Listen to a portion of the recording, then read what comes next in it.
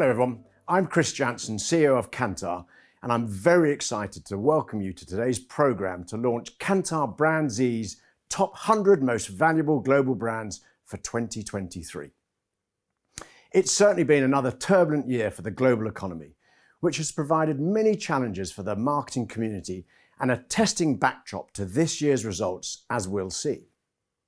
We've seen weakened growth forecasts and reduced demand in many markets and categories, alongside rising inflation and living costs affecting millions of consumers, all of which has impacted businesses and the brand values of many of the world's most valuable brands. But there is some good news.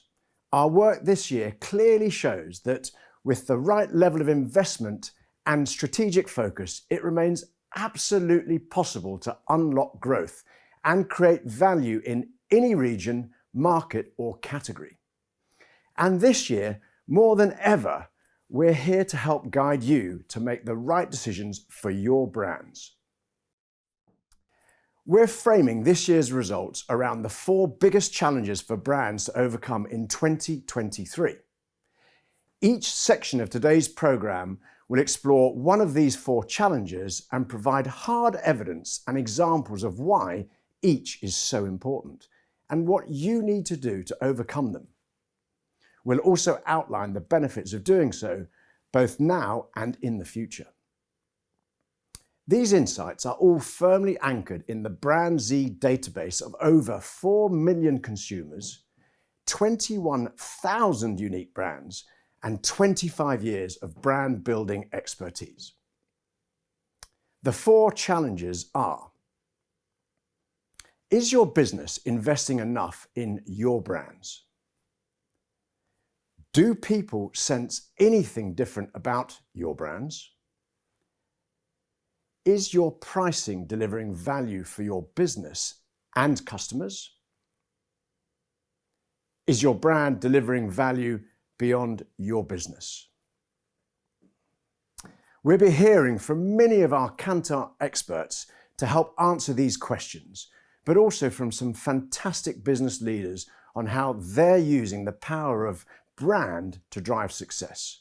A big thank you to all of them for participating today.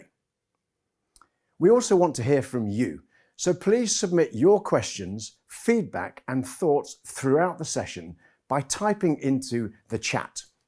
Our experts are on hand to answer your questions throughout the programme. You can download this year's full report for free, which is packed with analysis, insight and thought leadership. So, lots to look forward to, but that's not all. This year, for the first time ever, we're making Kantar BrandZ's vast database available to you for free at the click of a button. Our interactive brand snapshot tool is powered by Kantar BrandZ's unique dataset. Simply log on, choose a brand and get immediate access to data summarising your brand's current position against key competitors. I've already tried it for a number of brands and been genuinely impressed at the depth and speed of what's available. Follow the link or QR code on your screen now. And finally, of course, we're here to help with any aspect of your own brand building efforts. So please reach out to me or the team with any of the key questions and issues you're currently facing. We promise to listen and to support you on your journey. All that's left for me to say is thanks again for joining us today. Now let's celebrate Kantar BrandZ's top 100 most valuable global brands for 2023.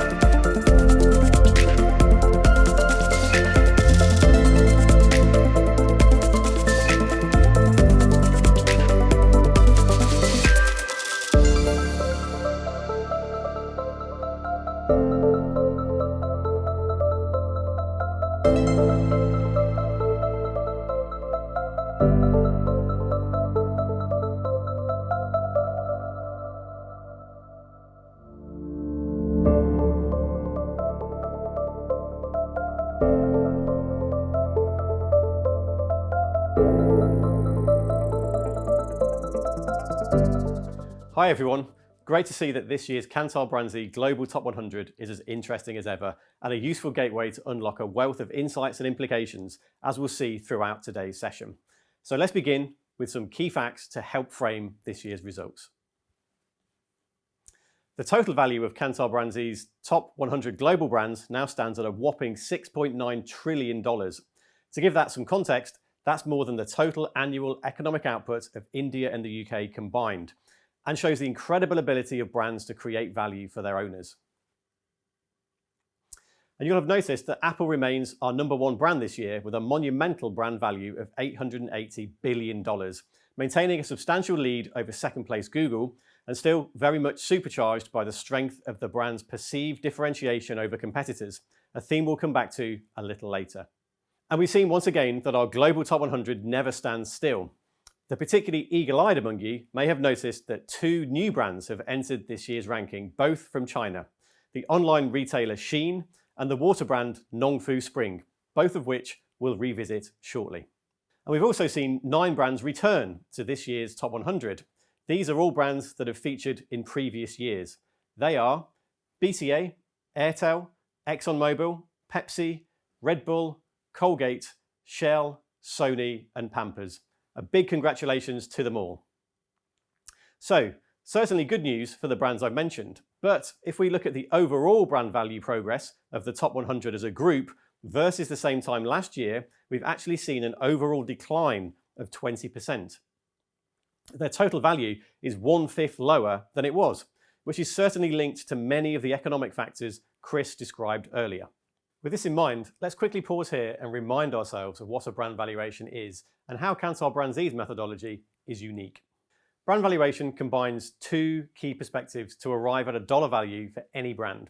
The perception of the market, which is typically more volatile, greatly impacted by macroeconomics, and generally sits outside the control of brand and marketing teams. And secondly, consumer perceptions, which are typically less volatile, less impacted by macroeconomics, and much more within the control of brand and marketing teams in terms of setting budgets, designing a strategy, creating content, and more. BrandZ's unique methodology takes account of both market perceptions via what we call financial value, which determines the proportion of a parent company's dollar value that can be attributed to a particular brand, and crucially, consumer perceptions via what we call brand contribution, which draws on the full power of Kantar BrandZ's database of more than 4 million consumers to determine the proportion of dollar value that is contributed by the perceptions of consumers, or what we often call brand equity, that intangible asset that sits in people's minds. Clearly this year, the financial side of the equation has been hugely impacted for many businesses and their brands, which has impacted many brand values. But this absolutely does not mean that marketers have not been doing their jobs in 2022 and 2023. Quite the opposite, in fact, as we'll see with many compelling examples throughout today's programme. This year has not just been about growth, however, but also about showing resilience and bravery in the face of such a challenging environment. And this leads us nicely back to our first challenge. Is your business investing enough in your brands? To outline the importance of investment, since we launched the inaugural Kantar BrandZ Global Top 100 way back in 2006, we've tracked the progress of 2 portfolios, one of BrandZ's most valuable brands and another of those brands establishing the strongest consumer connections. Here, we've compared both of those portfolios to the performance of the S&P 500 and the MSCI World Index over the same period. And by doing so, we can highlight some interesting things. Firstly, we can see that brands with strong consumer perceptions deliver much better returns for their shareholders. Secondly, that investing in building strong brands provides a high degree of resilience when times get tough. We saw it following the global financial crash of 2008, and again more recently when the world was initially gripped by the COVID-19 pandemic. And thirdly, we see that brands with strong consumer connections recover their value much more quickly. So overall then, we know that brands willing to commit the necessary marketing investment to establish deep consumer connections are better off for that investment in the long term. With this year's results in mind, it's also interesting to note that what we've seen is a correction of some of the market exuberance that played out over the course of the pandemic as public markets overreached. Our 2023 results are in fact a continuation of the previous growth trend we saw beginning in 2009. And in fact, progress in more recent months now edges strong brands ahead of that previous long-term growth trend once again. Strong brand equity clearly still leads to faster and higher returns for brand owners, and continuing to invest in high-quality marketing plays a critical role. We also know that typically brand accounts for around 30% of a company's total value, another clear reason why investing in brand remains so important. And as further evidence that success remains absolutely possible for brands despite the volatile current environment, let's take a look at 4 of this year's success stories from a range of categories and markets. Indian telecommunications provider Airtel sits in 76th place and is our fastest rising brand this year, managing to grow brand value by a massive 23%. The brand survived a recent price war with local competitor Jio by doubling down on customer service and enhancing trust credentials, and is now using the power of its brand to grow both its subscriber base and its revenue per user. This role of brand in pricing is often overlooked and is part of our third challenge, which we'll come on to later. As I mentioned earlier, Chinese online retailer Shein is one of our newcomers this year at number 70. Shein is the world's most popular fashion website, shipping to 220 countries globally with a sophisticated approach to predicting trends using search traffic and customer data. The brand's TikTok following far outstrips competitors and takes influencer marketing to another level by collaborating with thousands of micro-influencers and their haul videos where they show off their purchases. Coca-Cola has re-entered our global top 10 for the first time since 2015 and has strengthened consumer relationships in the last few years, bringing Coke's total brand value to an all-time high. CEO James Quincey recently said that Coke's marketing spend is likely to increase in 2023 to support and drive a growing business. Pricing and pack sizing will support the brand's affordability drive, and premiumization via co-branded launches like the recent partnership with Jack Daniels is also a key part of the brand's strategy for this year. And finally, Dior, which is this year's fastest growing luxury brand, proving that even brands with much higher prices can continue to grow with the right strategy and focus. Dior's strength comes from successfully establishing a luxury ecosystem across numerous categories, from fashion to fragrances and makeup. The brand is known for its bold approach to advertising, and an experimental digital strategy in China has certainly paid off. It was the first luxury player with a presence on China's social platforms and the first to sell via WeChat's live stream. So now, let's wrap up this section by revisiting and answering our first challenge. What are the immediate and future benefits of investing in your brands? Well, in the immediate term, we know that maintaining investment is crucial in supporting and extending existing demand. Without adequate marketing support, brands play a game of diminishing returns, and once the flow of investment is reduced or turned off, maintaining momentum becomes increasingly difficult. And over the longer term, we know that investment plays a key role in safeguarding profitability. Brands play a crucial role in pricing, and those prepared to invest are best placed to reap the rewards in profitability, a theme we'll revisit in Challenge 3. So far, I've talked about the necessity of investment and the critical influence of consumer perceptions. Now it's time to move on to the second challenge and think about how this investment creates value by setting a brand apart. But just before we do that, remember, you can now access BrandZ intelligence for your brand and category of choice via our new tool, Brand Snapshot, powered by BrandZ, which launches today and is completely free. Just follow the link or QR code on your screen now to find out more.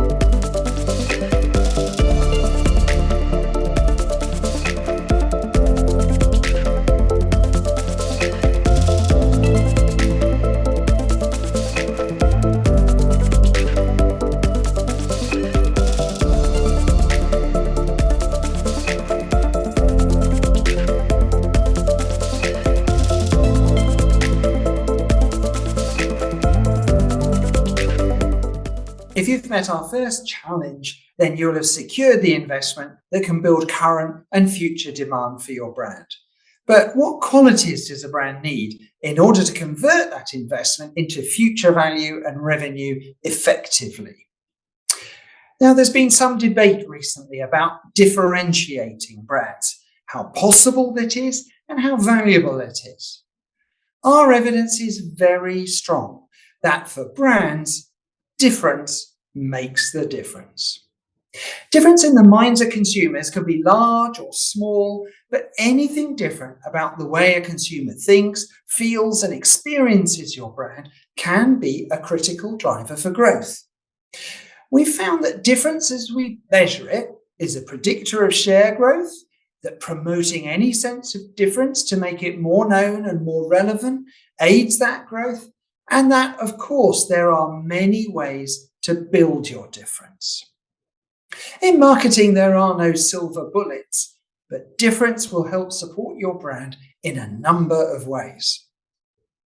We measure difference as part of our meaningful, different, and salient brand equity framework, and we've been measuring it in exactly the same way since 2014. When we look at the metrics given to us by consumers, we can see them as absolutes, and we can also compare brands to see which is getting more or less than its expected result, given its size and fame. So we took 1,300 brands where we have measures of brand equity and measures of estimated market share 3 years apart. Over that time, about 22% of these brands grew, while 13% declined. That gives a net chance of growth of about 9%. So we looked across our metrics to see if any stood out as a predictor of market share growth, and one did: difference. If a brand had below expected difference, it had just a 6% net chance of growth.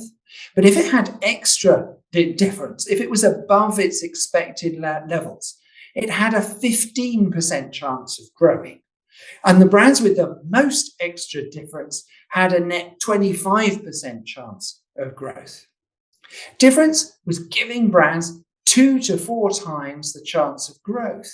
And this pattern was not seen when we analysed brands that started with other qualities like extra meaningful or extra salience levels. So, starting with extra difference helps brands find more buyers. But what exactly happened with that 22% of brands that grew? Are there signals that marketers can use to understand if their brand building activity is registering with consumers? Kantar BrandZ gives us the answer, since we have measures of their brand equity at the start and at the end of that 3-year period. Brands that grew were aided by growing their meaningful and salient associations in the minds of consumers. And this didn't happen with brands that failed to grow. The growing brands made themselves more meaningful to consumers by connecting emotionally and by demonstrating that they could meet their needs more effectively, aligning the experience of the brand to the expectations that they had created. And they became more salient by ensuring that their brand's assets were used prominently and consistently. Their communications were efficient and their budgets were maintained. Now, these findings were no surprise to us. Repeatedly, we've seen the importance of difference to brands. We've seen how it correlates with brand value growth and resilience in our analysis of BrandZ valuations over the last few years. And the Said Business School at the University of Oxford demonstrated how it was the most useful additional variable in their models of financial performance on stock market returns. Of course, hardly any brands are truly unique. Brands should not be looking for a USP, a function or a benefit that no other brand has, because in today's world, that's too easily copied. But they can seek to build a sense of difference in the mental connections that make up their brand in the minds of consumers. And at Kantar, we can characterize your differences in two ways. First, are they physical, perceptible things that consumers can touch, see, and hear? Or are they mental ideas and concepts?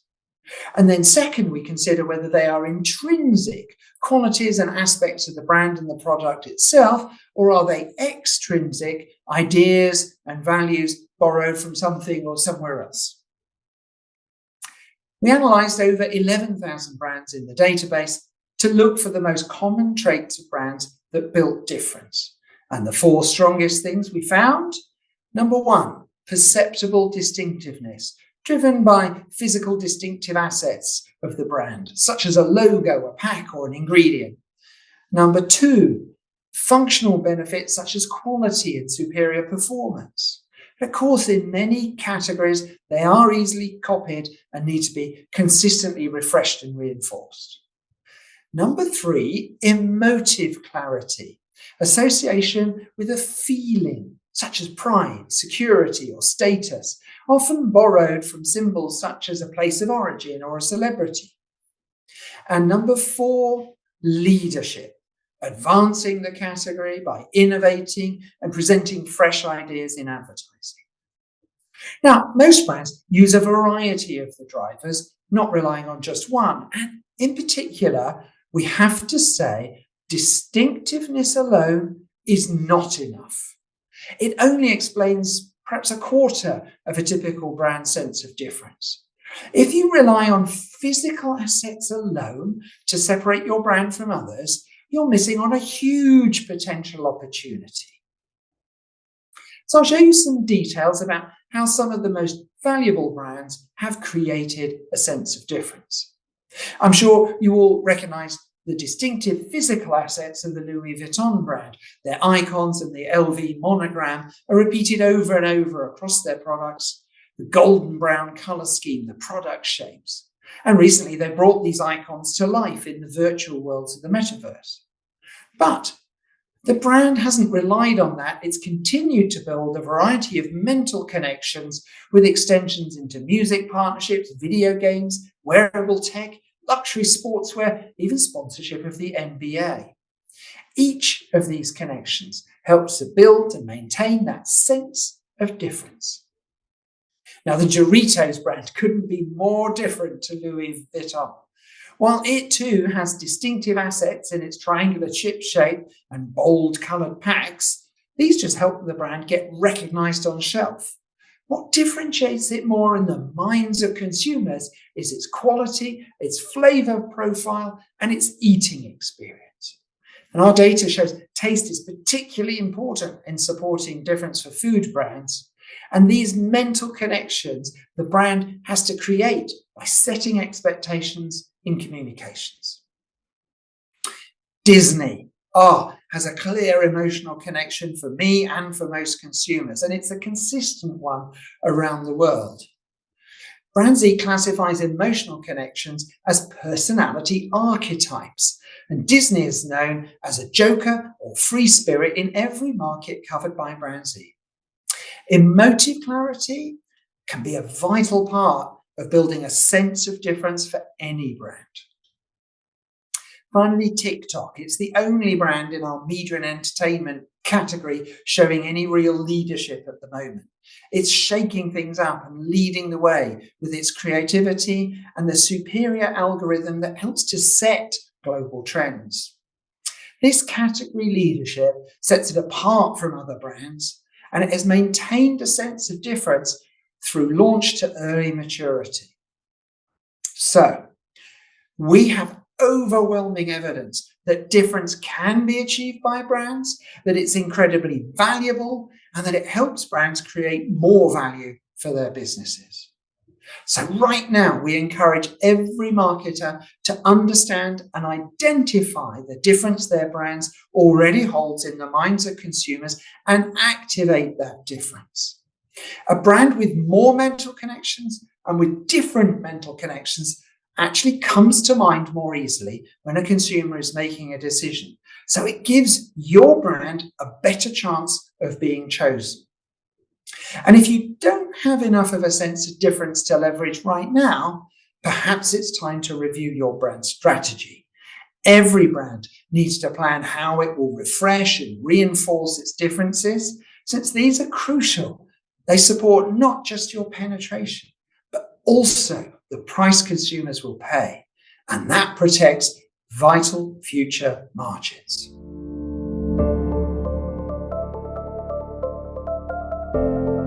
But building a brand is really a journey, and it's a challenge. But if we look at, if we go up to 40,000 feet, bird's eye perspective, and try to figure out what are the most important things, I would say that first of all, we need to have a great product or great service. And when I say great, it has to be, on the one hand, highly relevant to your target audience. And on the other hand, it has to stand out from competition, has to be superior to competition, ideally in a variety of attributes, right? And actually the MDF framework helps us to measure those and track those attributes.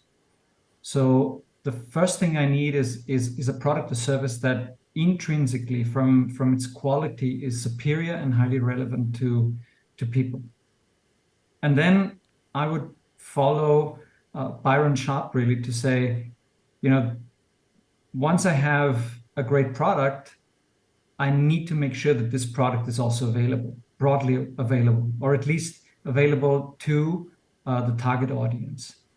And with that comes obviously distribution, availability, but also excellence in execution. So you need to make sure that people don't just see your product, but it really stands out in the point of sale, and you can purchase it easily, be it online or be it offline, right?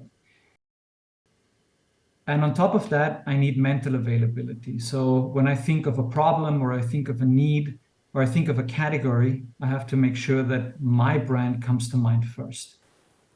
The point of difference, in my view, has to be in your fundamental belief that what you do for your customers. And we start with the purpose. And our purpose is very clearly defined, that we are here to enable every Indian's make better financial decisions today and tomorrow's. And when we actually split this purpose and see for ourselves, are we living up to this purpose on our day-to-day way in which we engage with our customers? I think most of the action starts stemming out from that. 生态品牌推动卡奥斯赋能千行百业，助力行业企业数字化转型。海尔基于30多年的制造经验呢，推出了卡奥斯工业互联网平台，为不同行业和规模的企业提供数字化转型解决方案。如今呢，已经连续4年位居工信部双跨平台榜首，助力行业企业数字化转型，实现了提质、降本、增效。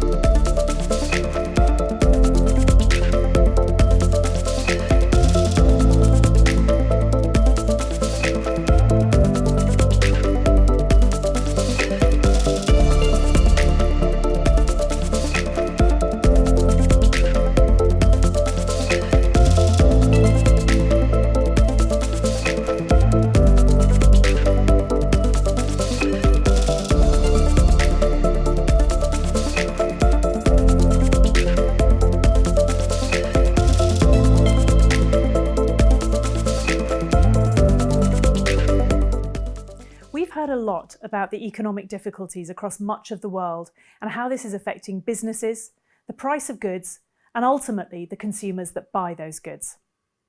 We understand that people are having to choose more carefully and stretch their budgets further. But the reality is that consumers continue to see that there is value in brands. Kantar BrandZ has been asking a single, simple question about primary motivations since 2014. Each consumer is asked, in relation to the category we're studying, do you always choose the same brand? Do you choose from a number of brands? Or do you always go for the cheapest? In the majority of categories, the proportion of consumers saying that they are primarily price-driven has not changed, remaining on average around 1/3.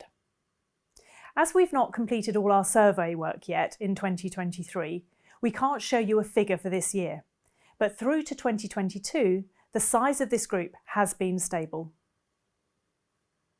In fact, consumers globally have grown to like brands more. We ask for each brand how much they think it costs in relation to all the other brands in the category. This gives us a ranking and a distribution of the perceived price points. We then ask for each brand, is it worth the price? The percentage saying that a typical brand is worth the price or more has increased over the last decade from 35% to 48%. We're still covering a very similar set of categories and countries around the world. The trend suggests that brands, and hence marketing, have succeeded in delivering increasing value to consumers. The concept of worth is really important within our brand equity studies. If a brand is worth buying, that means it's justifying its price, and pricing is what dictates your margins and the profitability of your business. Most other brand equity research focuses on creating demand to drive volume share and penetration. But a brand's pricing power is at least as important, and we can actually model this using the concept of worth. This gives us a strategic pricing model that puts together these two elements: perceived relative price, that's along the horizontal axis, and pricing power on the vertical axis. Combining these two measures for each brand creates a plot with these 9 boxes. Cheaper brands are on the left, more expensive brands, relative to others in their category, are on the right. But it's the separation on the vertical that's critical. Across the middle are the brands that have expected pricing power for the price they charge. You can see that there's a slope on the boxes because cheaper brands don't need as much pricing power to maintain demand, while more expensive brands need more. The brands in the top row of boxes have extra pricing power. That makes a cheaper brand great value and gives a higher price brand a justified premium. So strong brands tend to sit in this top row, and that's equally true of BrandZ's most valuable brands. 51% of them fall into these top 3 boxes. That's compared to just 1/3 of brands normally. They range from Shein and Mercado Libre to IKEA to Apple and Pampers. Brand equity in the form of pricing power is helping all of them create that extra value for their business by creating extra value for customers. McDonald's has a perceived price below the category average in the majority of its global markets, which includes other fast food options such as pizza, chicken, and coffee houses.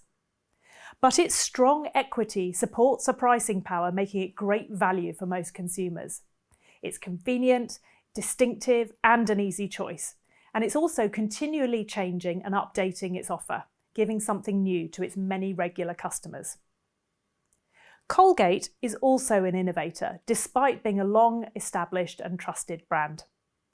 It sits in the average price column in our global model, even though it can tend to the cheaper or more expensive ends depending on the individual market context.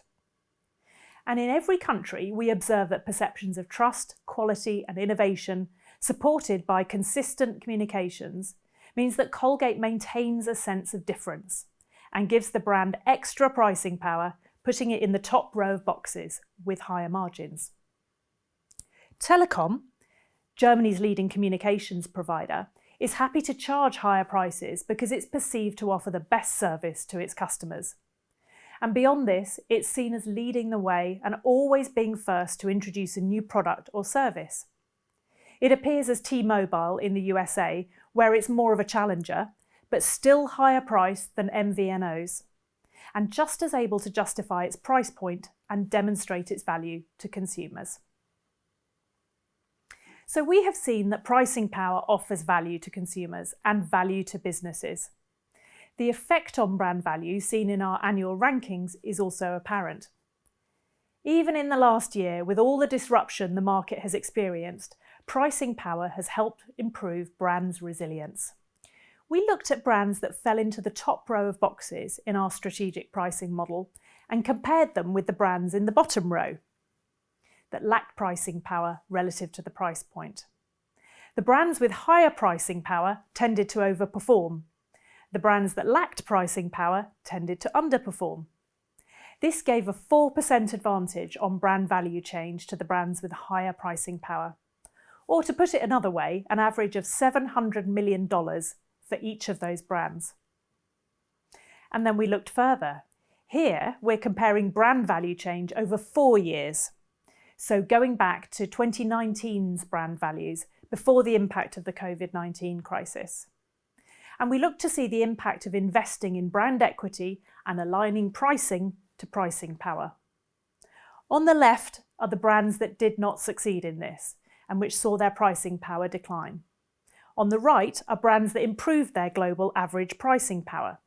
This group of brands grew at twice the rate over these last few years, adding 67% to their brand value, compared with just 33% for brands that lost pricing power. We looked at a variety of effects, and this is one of the strongest impacts on brand value that we found. It's so strong, in fact, that even if a brand loses some penetration over this period, a gain in pricing power more than offset this. So pricing at the right level is a better way to maintain profitability and sustain business value. So pricing matters, and the perception of worth matters even more. Aligning the two for your brand is critical. If you can deliver value for the customer, they will accept higher prices, and this will drive better business for you. Ensure that the pricing levels for your brand are in line with the expectations your marketing has created in the minds of consumers. If it's not aligned, you will likely need to invest in your brand, and this will be far better than being caught in the spiral of doom that's the near inevitable result of relying on promotions to attract buyers. This lack of alignment can occur where marketing does not have the necessary influence over pricing within your business. Pricing strategy is a fundamental part of marketing. As Les Binet and others have recently reminded us, it's become the forgotten P of marketing. Price isn't what the customer sees on the shelf ticket. It's what they're prepared to pay based on their mental connections to the brand. So use all the evidence you have to lead your business to better margins and higher revenues.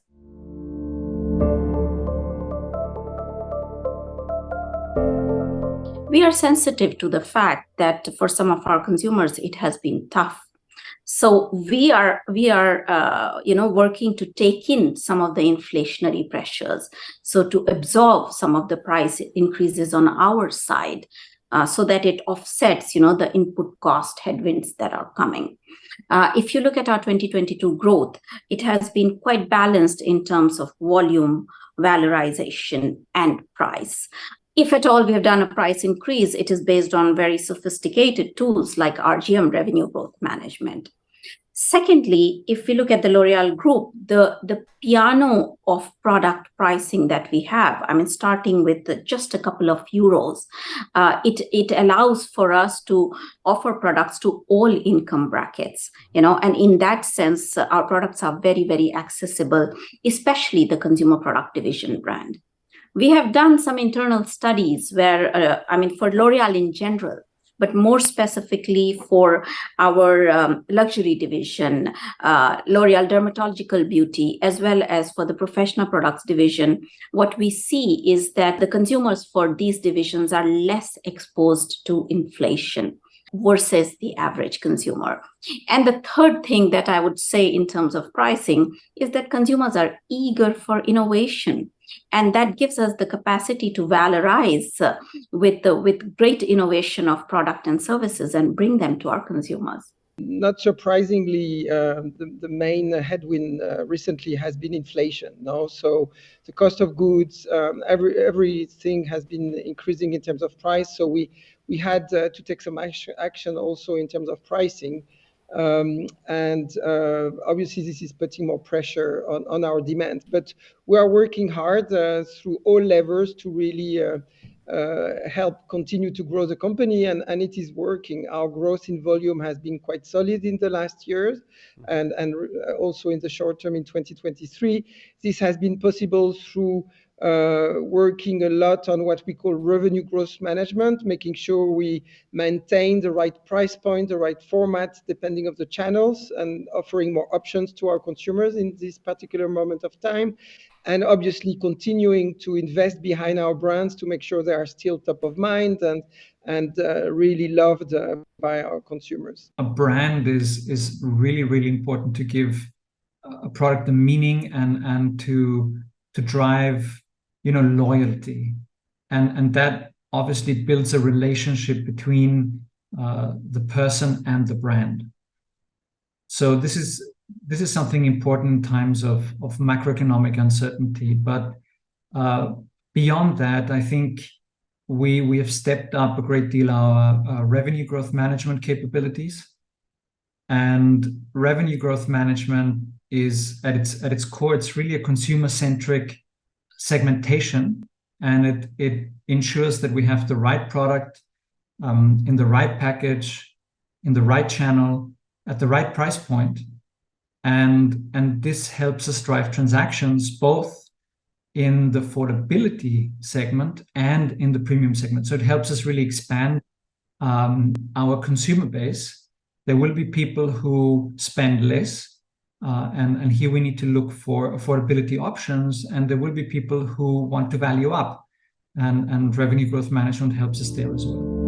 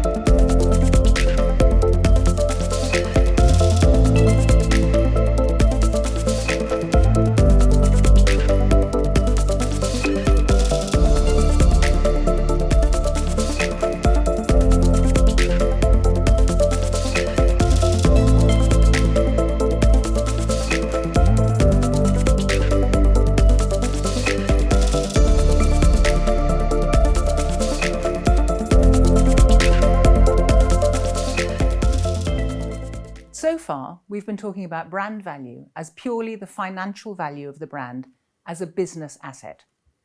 That's an important role for marketing to deliver shareholder returns. It's the marketer's financial responsibility. We've also touched on the brand's wider stakeholder responsibilities to manage pricing in line with consumer expectations and deliver value to them too. And there's a third area of value to society and to the planet, which we come to now.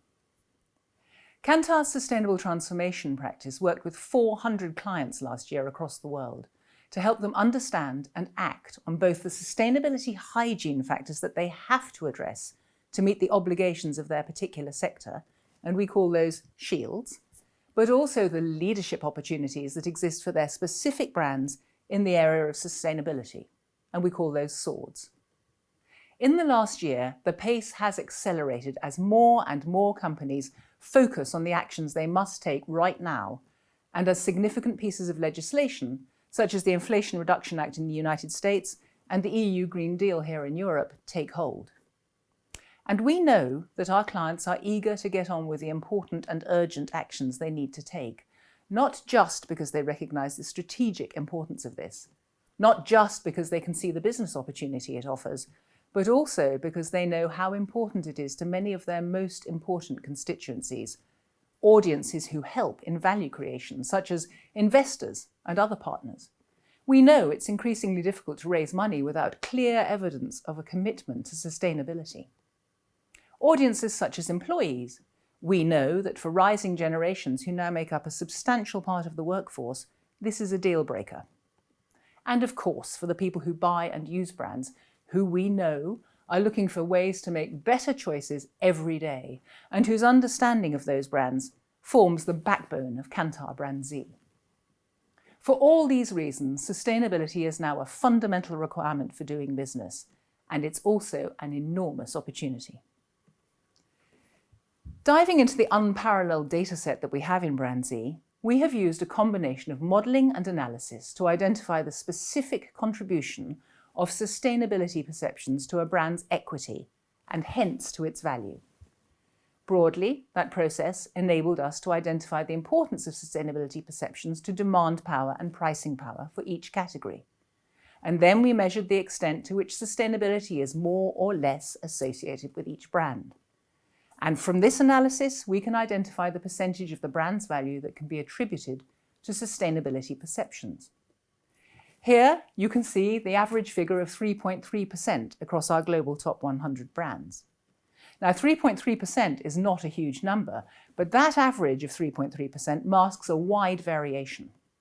Some of these world-leading brands derive as much as 10% of their value from sustainability, while others have a much lower performance on this increasingly important metric.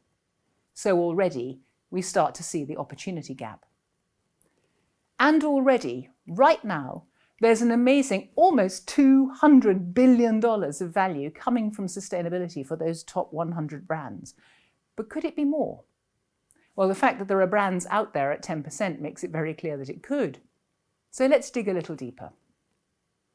Brands can be grouped by the strength of their sustainability credentials, and we've identified these 4 groups. A brand may be leading, a brand that is known for its sustainability credentials and is ahead of others in this area. Focused, a brand that's known for its strength in one sustainability area, such as environment, social, employee, or supply chain. Fair share, a brand that has its fair share of consumer endorsements in this area, but no real strength or leadership. And lacking, a brand which lacks sustainability credentials amongst consumers.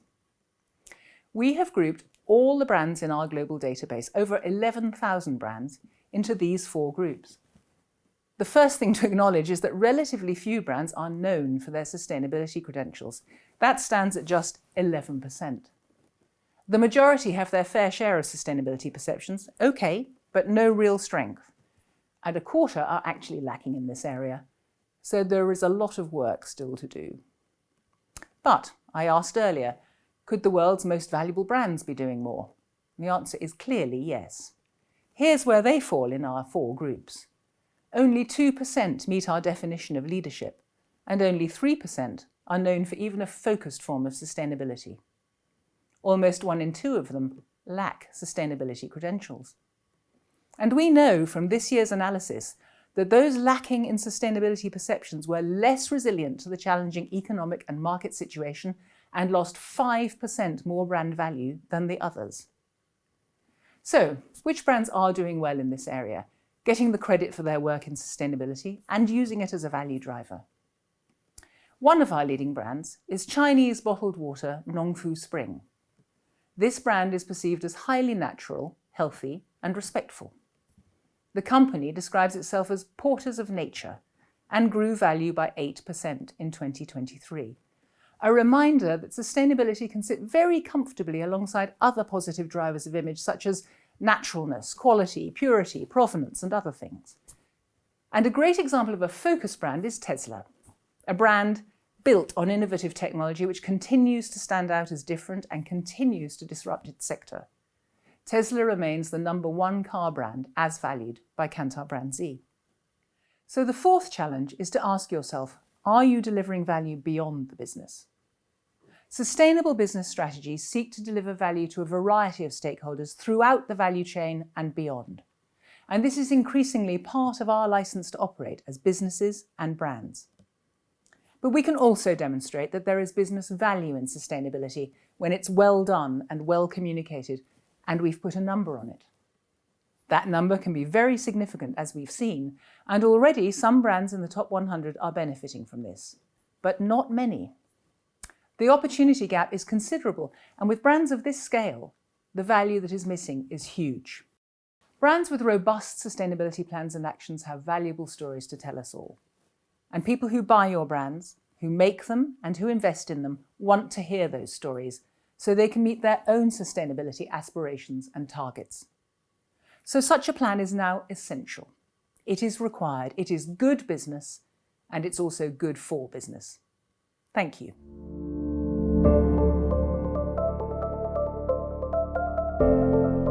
Actually, it's a beautiful sustainability agenda, and it's very much anchored in the company purpose: refresh the world and make a difference. Maybe worth mentioning water. Water is a priority for the Coca-Cola company. Logically, because it's the main ingredient in all our products, and it's essential to the communities where we operate and that we serve. And for us, what we are doing, for instance, is we're replenishing the water that we use for our for our beverages. So last year we replenished 159% of the water that we used for our finished beverages. Packaging is another big topic. We're working on including more recycled content in our packaging. We have a goal of this being 50% by 2030. We're expanding the use of refillable bottles, be it returnable glass bottles, returnable PET bottles. We're also collecting packaging for recycling with our Well Without Waste initiative. And here the goal, again, is collecting 100% by 2030. So there are many areas in our ESG and sustainability agenda. We have very strong brands with what we call very clear purposes. We are not changing the purpose of the brands to embrace sustainability. We are trying to do what's right first, and maybe not always speak about it, but then when we want to speak about it with our consumers and make it in a way which is relevant for that brand and which is going to strengthen its core purpose. No? So how do you speak about Cocoa Life, which is our chocolate program, cocoa program, from a Cadbury perspective will be very different on how do you speak about Côte d'Or. No? So we are trying really to understand how we connect our programs to the brand positioning, and then really try to see how we can activate that to make our programs aware, and also why not drive growth, no? Because it's very important for consumers, and I sincerely believe that if we do that well, that will drive growth. It's not only a cost to play, right? So, and we have, I'm saying it's not easy, so we are in a journey, but we start to have great examples. So, for example, you will see now in all our chocolate brands almost a logo on Cocoa Life. This is well received with our consumers. They don't always understand all the details, but it's a proof of quality. Sometimes even people will associate it with better taste, you know. So just working on the quality of our ingredients makes sense. But also, for example, we have very good activations with the trade, because these interest our customers a lot.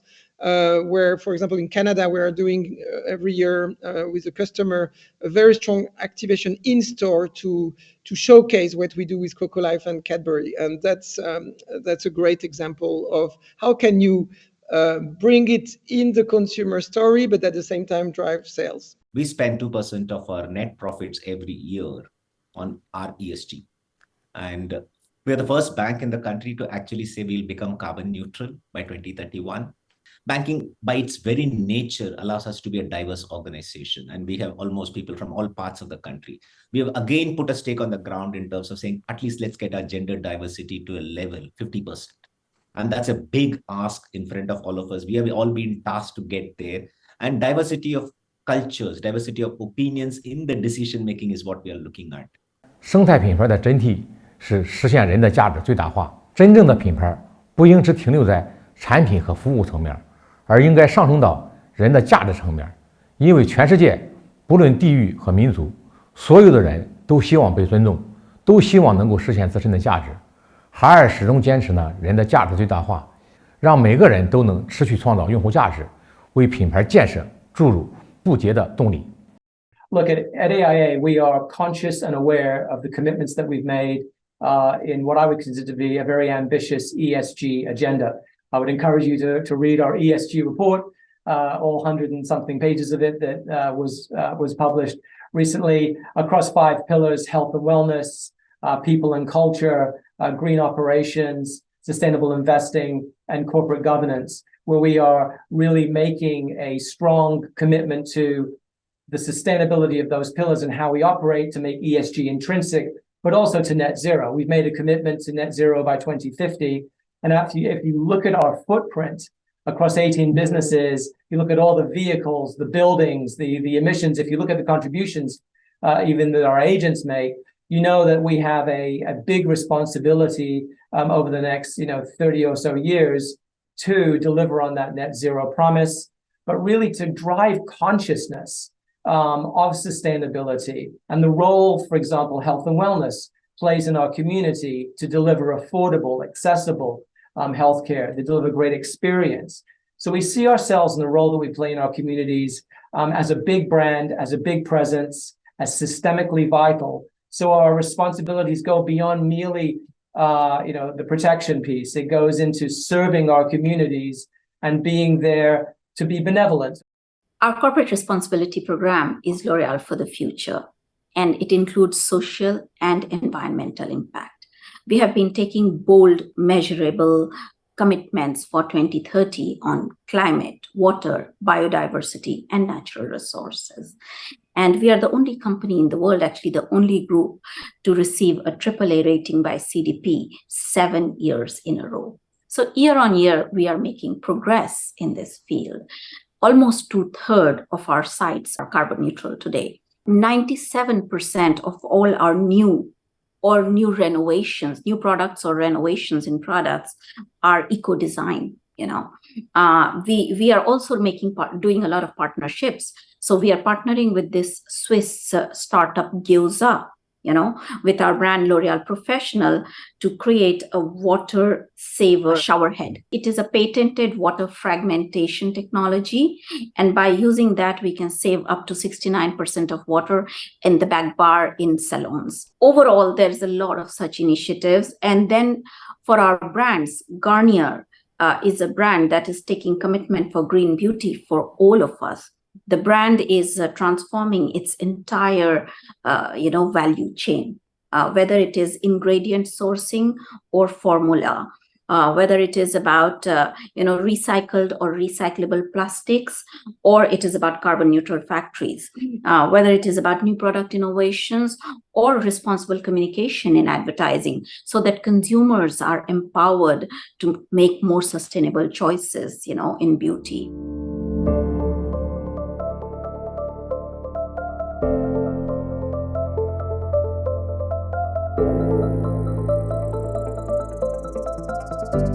As ever, we've covered a huge amount of ground in today's programme and hopefully provided you with some interesting insights.